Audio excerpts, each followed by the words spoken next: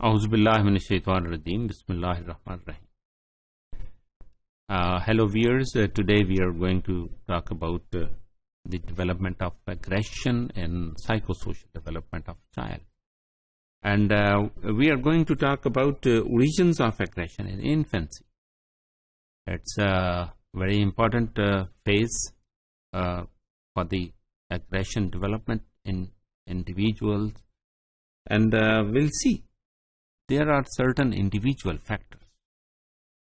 اس میں ماں باپ کے ساتھ کچھ فیکٹرز ہیں جو ریلیٹڈ ہیں، خاص طور پر ود دا ویمن.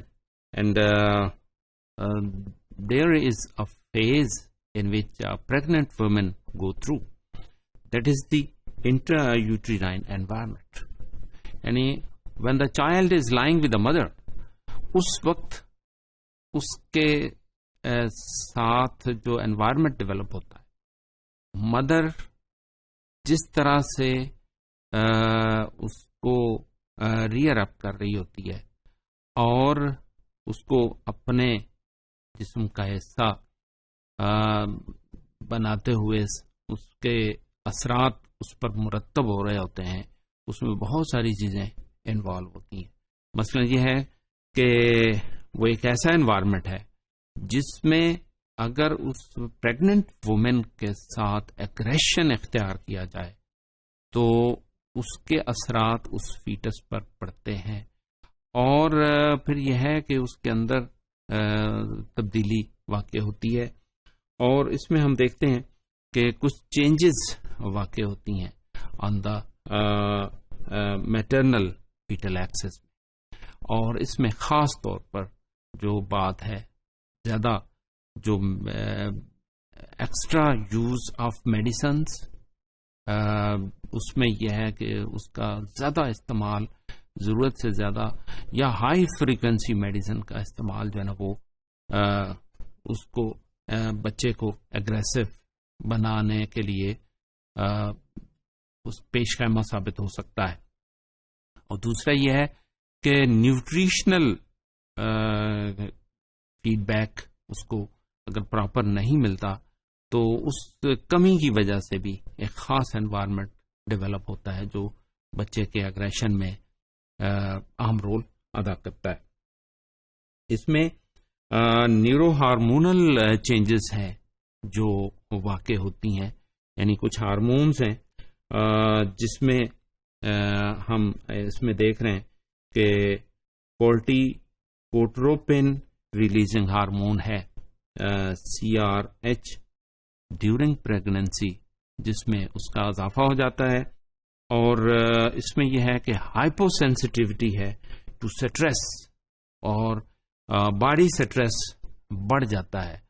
اور اس سٹریس کے نتیجے میں چونکہ the baby is lying with the mother, and first of all after the conception, first thing that is going to be developed is within the 2 weeks the brain started to develop.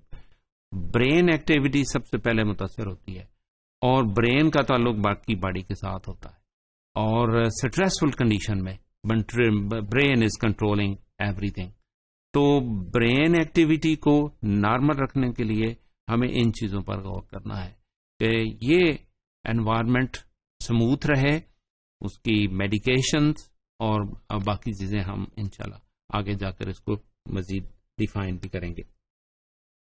اس میں individual factors میں کچھ gender factors ہیں کہ girls جو ہے نا زیادہ تر ریشنل اگریشن کی طرف مائل ہوتی ہیں، جبکہ جو میلز ہیں ڈسپلے اوورٹ اگریشن.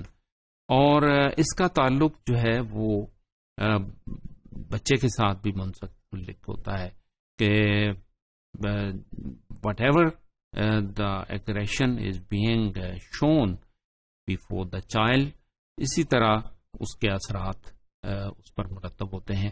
اور if parents are showing different aggression, aggressive behaviour, اس کے اثرات بچے پر بھی اسی طرح سے مرتب ہوتے ہیں. اور ہوسٹائل اگریشن جو ہے اس کے اثرات بھی بچے پر اسی طرح اس کے ہوسٹائل ریفلیکشن میں ہو سکتے ہیں.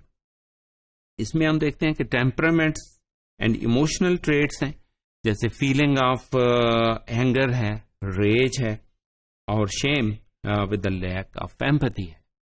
یعنی اس میں اس کی سپورٹ نہیں کی جا رہی، بلکہ اس کو موقع دیا جا رہا ہے کہ وہ یہ سارا کچھ کرے، اور اس کو ایسا انوائرمنٹ مل رہا ہے جس میں اس کو سپورٹ نہیں مل رہی، نہ تو کوئی الفاظ کے ذریعے نہ باقی سچویشن کے ذریعے. تو ایسی صورت میں the child will become more aggressive and it is one of the reason. اور اس میں ہم دیکھتے ہیں کہ انفینٹس میں، پری اسکولرس میں the aggressions are there based on these factors, کہ جو ہوسٹائل ایگریشن ہے، فزیکل ایگریشن ہے، جو اس کے سامنے ہو رہا ہوتا ہے، اس میں ماں باپ کے آپس میں جو اس طرح کی سچویشنز ہیں جس میں ان کا اظہار ایگریشن کی صورت میں ہوتا ہے، وہ بچے کے لیے ایکولی ہارمفل ہوتا ہے، اور بچے اس کے اثرات لیتے ہیں، اور اس کا اس پر اثر مرتب ہوتا ہے.